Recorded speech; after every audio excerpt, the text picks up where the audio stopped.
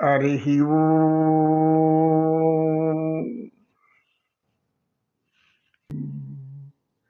మధురం మధురం అదరం మధురం వదనం మధురం నయనం మధురం హసితం మధురం మధురాధిపతే అఖిలం మధురం అఖిలం మధుడు. వీరి నుంచి ఏం చేయాలో ఆలోచిస్తున్నాడు ఆయన. వీళ్ళు ఇంత చేస్తున్నారు, వీళ్ళని ఎలా చేయాలి అలా అని ఆలోచిస్తూ మెల్లిగా వారిని ఆ యమునా తీరంలో ఉన్నటువంటి ఆ ఇసుక మేటల మీదకి అక్కడ చేరుకున్నాడు శ్రీకృష్ణ పరమాత్మ. అందరూ అక్కడ కూర్చున్నారు, ఒక్కొక్కరు ఒక్కొక్క విధంగా కూర్చున్నారు.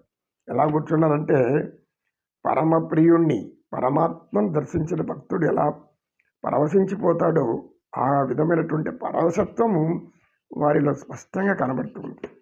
ఎలా కనబడుతుందంటే, ఆ ఆనందాన్ని ఎలా వ్యక్తపరచాలో తెలియదు, ఎవరికి వ్యక్తపరచాలో తెలియదు. ఎవరికి ఎందుకు వ్యక్తపరచాలి? పరమానందను తెలుసుకున్నటువంటి వ్యక్తి తనలో ఆనందించుకుంటాడు. ఆ విధంగా బయట జారిపోయింది, ఏమైందో తెలియలేదు, శరీరం ఎలా ఉందో తెలియలేదు. అలా చూస్తూ ఒక్కొక్కరు ఒక్కొక్క ఆయన యొక్క ఆలోచనలకు వెళ్ళిపోతున్నారు.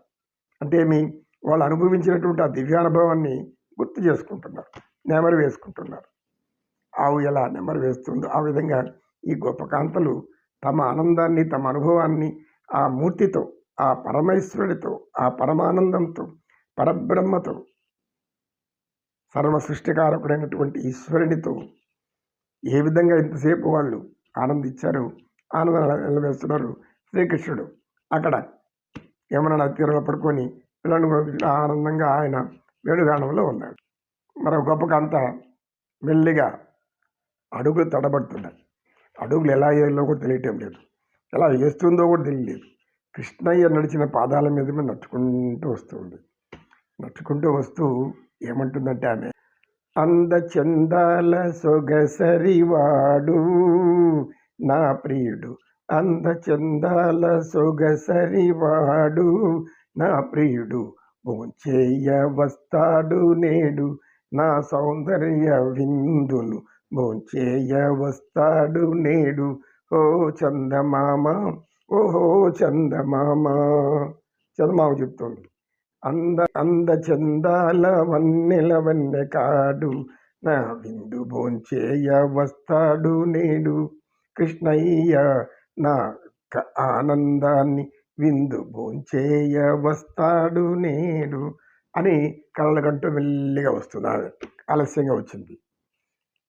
ఈ దివ్య మనోహర దృశ్యాన్ని వ్యాసభగవాన్ వారు మాటల్లోనే ఎంత అద్భుతంగా శృంగారాన్ని కలబోసి, ఆ శృంగారాన్ని జ్ఞానంతో భక్తితో కలిపేసి, జ్ఞానము భక్తి శృంగారం ఇవన్నీ కూడా ఒక పరతత్వాన్ని, పరమానందాన్ని తెలియచేసేటే. కానీ పరమ వ్యామోహమై వికారపు చేష్టలు, మానవులు వికృత చేష్టలు అలాంటివి కాదు అనుకోకూడదు.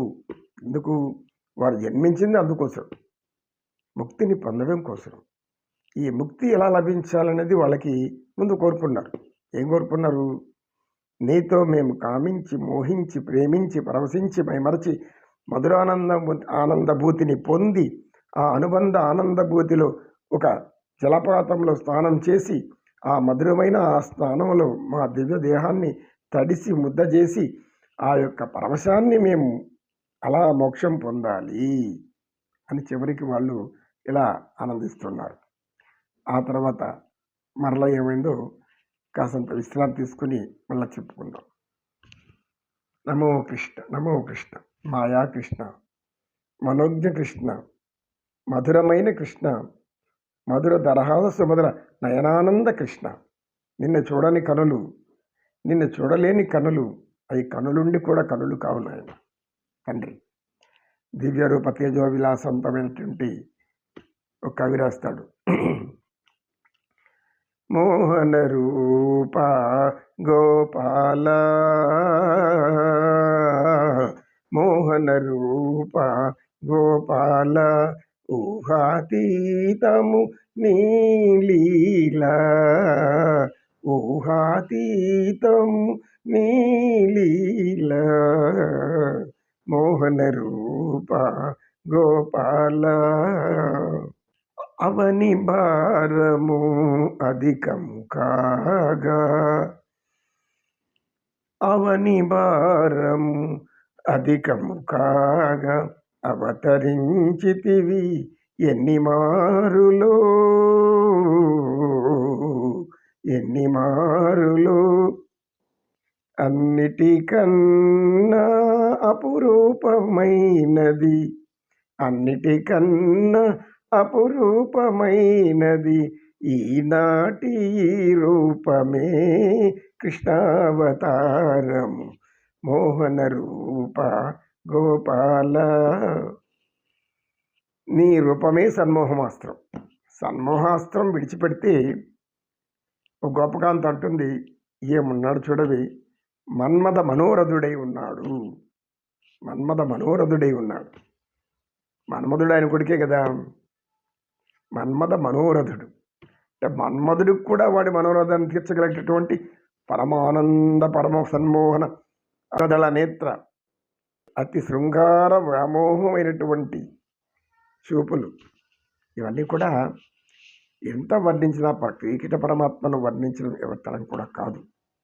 ఎంత వర్ణించినా, ఎంత ఆయనలోని దివ్య సౌందర్యాన్ని ఎన్ని మంది ఎన్ని విధాలుగా చెప్పుకున్నా కూడా భగవద్గీత జ్ఞానం, గీతా అమృతాన్ని ఆయన పంచిపెట్టినటువంటి ఆ పరమాత్మను మనం మనలాంటి వాళ్ళు సాధ్యం కాదు. మహాకవులు, పండితులు, గాయకులు వాళ్ళు వర్ణనాతీతంగా వర్ణించారు అన్నమాచార్యులు వారు.